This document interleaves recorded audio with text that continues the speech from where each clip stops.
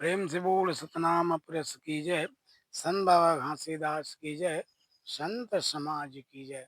आप लोगों के समक्ष मैं आत्मज्ञान सतनाम संध्या चैनल में आप लोगों की स्वागत करता हूँ। आप लोग आत्मसात करेंगे कि इसके दौरान कुछ साखी शब्द के दौरान मैं हर रोज कुछ न कुछ नया वीडियो अपलोड आप लोगों के स्वागत करने के लिए करते रहता हूँ। तो आज भी ऐसा कुछ निर्गुण साखी आप लोगों के समक्ष मैं लाया हुआ हूँ। इसको आप सुन करके अपने आप के जीवन भविष्य में आत्मसात करेंगे, ऐसा मैं आप लोगों से अभिलाषा रखता हूँ। जो दिखता नहीं, जो दिखता वह सच नहीं। क्या? जो दिखता वह सच नहीं, दिखता नहीं सच होता है। क्या? जो दिखता वह सच नहीं, दिखता है, दिखता नहीं सच होता है। कहने का भावार्थ क्या बोल रहा है? जो दिखता वह सच नहीं, जो दिख रहा है वह सच नहीं है, और दिखता नहीं सच होता है। और जो नहीं दिख रहा है वह सच है बोल रहा है। वही सत्य है। जो नहीं दिख रहा है वह सत्य है, और जो दिख रहा है वह सत्य होता नहीं कह रहा है। फिर कहा, नहीं होने के बाद में भी हम सबको वो खोता है। नहीं होने के बाद में भी हम सबको वह खोता है। अब अंदाजा लगाओ, जो दिखता वह सच नहीं, जो दिख रहा है वह सच नहीं है, लेकिन जो न दिखता सच होता है। कहने का भावार्थ यह है, यह निर्गुण साखी है। बाबा जी ने इसको बतलाने की कोशिश किया है हम सब लोगों को, आप लोगों को, कि जैसे मैं दिख रहा हूँ, आप दिख रहे हैं, आप लोग कायाधारी हैं, आप लोग सरगुण देहधारी हैं, तो आपके शरीर लोगों को दिख रहा है। आप लोगों के शरीर को देख रहे हैं। जैसे मैं आप लोगों को भले ना देखूं, लेकिन आप मेरे को देख रहे हैं। तो कहने का मतलब, आपको भी कोई देख रहा है। आसपास के लोग जिसके नजर में आप आते हो, वह आपको भी देख रहा है। उसी को कहा, जो दिखता वह सच नहीं।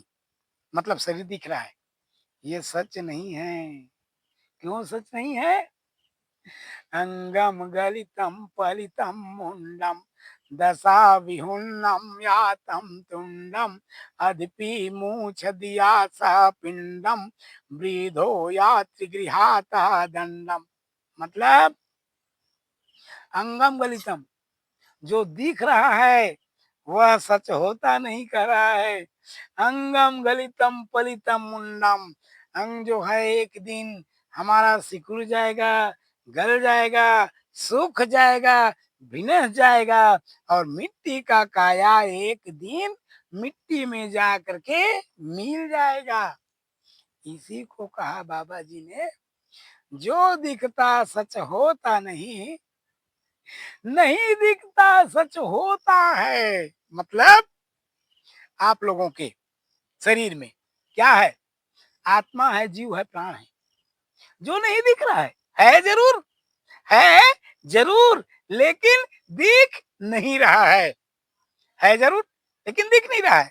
वह सच होता है कि जो नहीं दिखता वह सच होता है। मतलब वो सत्य है, नहीं दिख रहा है, लेकिन सत्य में वह रहने वाला है। फिर बाबा जी ने आगे पंक्ति में क्या कहा? नहीं होने के बाद में भी, नहीं होने के बाद में भी हम सबको वो खोता है, हम सबको वो खोता है। नहीं होने के बाद में भी मतलब हमारे शरीर में नहीं है, उसके बाद भी हम सबको वो खो देता है, खो देता है। क्या? किसी को दिखता नहीं, लेकिन हमको खो देता है। शरीर को जीव जो है वो खो देता है, छोड़ देता है, प्राण पे फिर उड़ के अपना जहां पर जाना चाहिए था, जहां से आया है, वहां पर वो चला जाता है, अपने लोक को गमन कर जाता है। हमको तो वह देखता है, हम तो उसे देख न पाए। हमको तो हमको तो वह देखता है, हम उसे देख ना पाए, लेकिन हम नहीं देख पाते। सारी उम्र देखने के लिए, सारी उम्र देखने के लिए नैनन आंसू बहाए, सारी उम्र देखने के लिए नैनन आंसू बहाए। कोई तो कह दे अपने आप के जीव को देख लिया हूँ।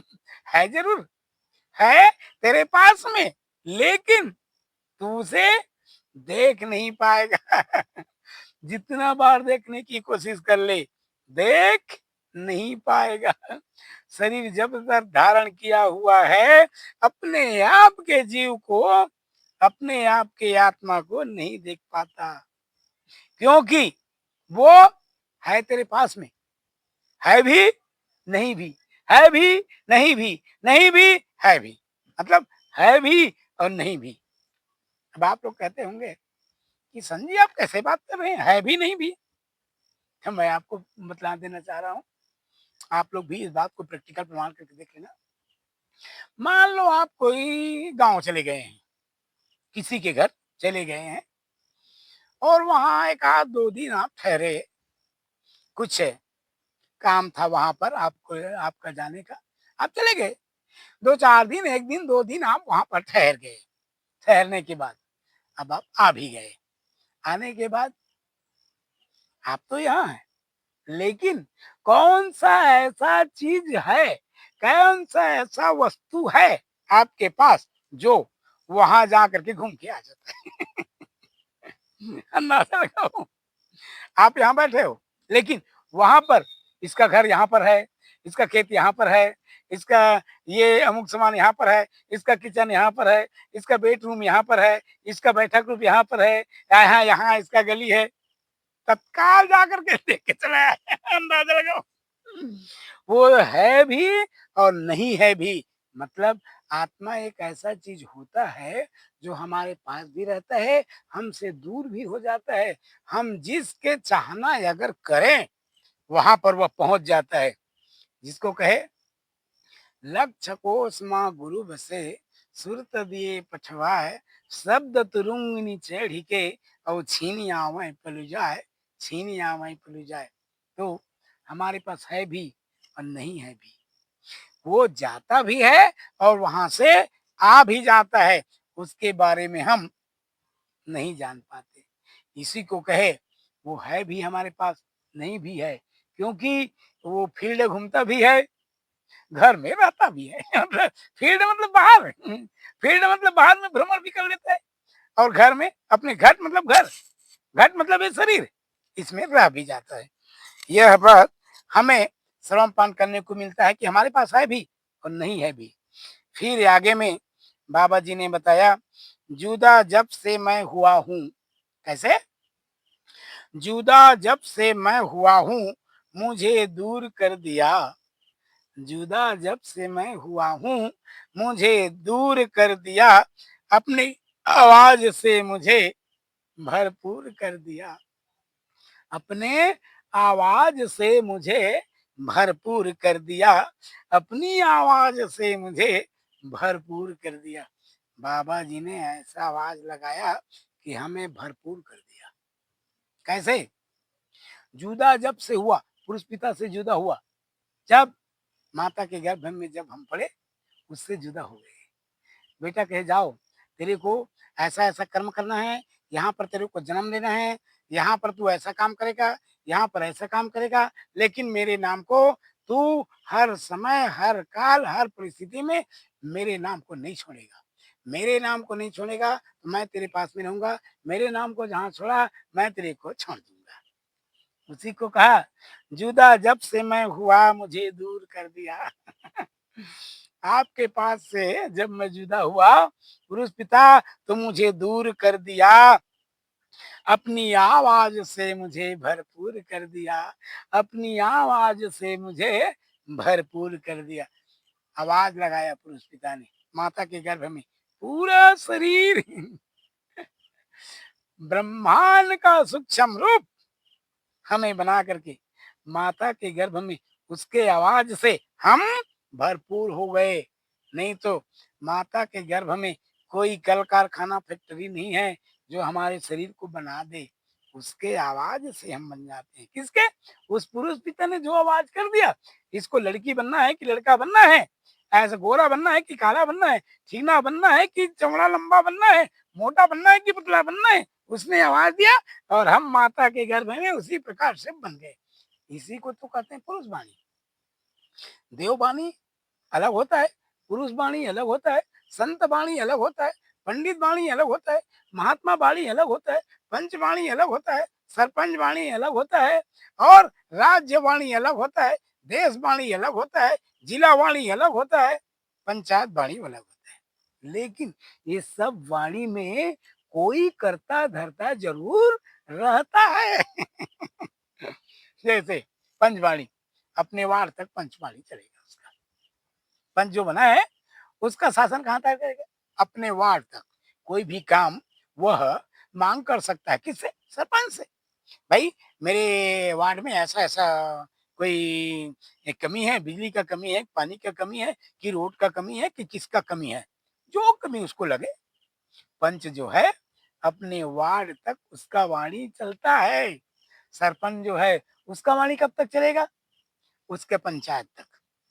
उसके पंचायत तक उसका वाणी चलेगा। अब मान लो कोई थानेदार है, उसका वाणी कहाँ तक चलेगा? उसके थाने के अंतर्गत। उसका वाणी उसके थाने के अंतर्गत चलेगा। अब कोई मान लो मुख्यमंत्री है, राज्य का कोई मुख्यमंत्री, तो उसका वाणी कहाँ तक चलेगा? भाई मुख्यमंत्री जहां तक उसका राज्य है वहां तक उसका शासन काल चलेगा। और कोई है प्राइम मिनिस्टर है, मतलब प्रधानमंत्री है, उसका पूरा देश में चलेगा।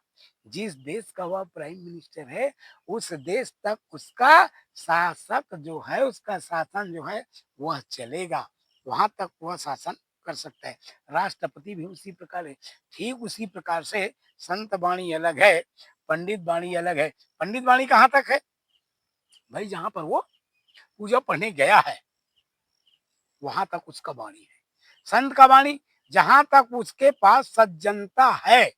संत ये नहीं हो जाना कि भाई किसी को गाली गलौज कर दो उसके बाद भी संत कहोगे? नहीं। हम्म, नहीं कहा सकते आप।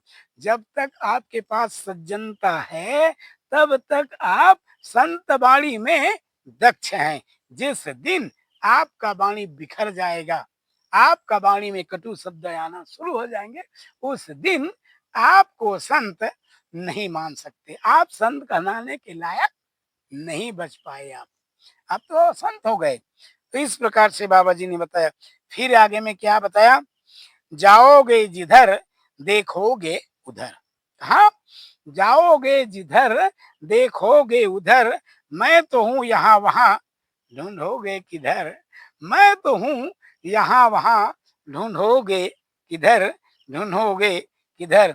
जब भी मुझे देख नजर आओगे तुम, जब भी मुझे देख नजर आओगे तुम, दुनिया के सराय में भूल जाओगे जिधर, दुनिया के सराय में भूल जाओगे जिधर। मतलब ये दुनिया जो है क्या है? एक सराय खाना है। एक कायनात जो है क्या है? एक सराय खाना है। यहाँ पर आए हैं लेकिन अपने अपने जाल में सभी लोग फंसे हुए हैं। सभी लोग इस फंदा से बाहर नहीं हो पाए हैं।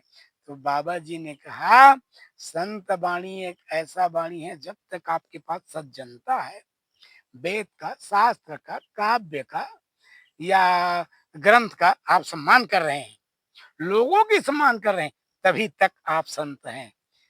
और अगर कहीं आप भला बुरा वेद के बारे में बोल रहे हैं, ग्रंथ के बारे में बोल रहे हैं, काव्य के बारे में बोल रहे हैं, किसी व्यक्तिगत के बारे में बोल रहे हैं, तो आप फिर तो असंत हो गए। संत कहाँ पर हो जाएंगे? संत नहीं हो पाएंगे। इसलिए सज्जनता आप हमेशा अपने पास रखेंगे तभी संत कहलाएंगे, अन्यथा तो आप असंत हो जाएंगे। जय सतनाम, जय सतनाम, जय सतनाम। साहेब गुरु सतनाम। सिद्ध होवाए हम सबके काम, सिद्ध होवाए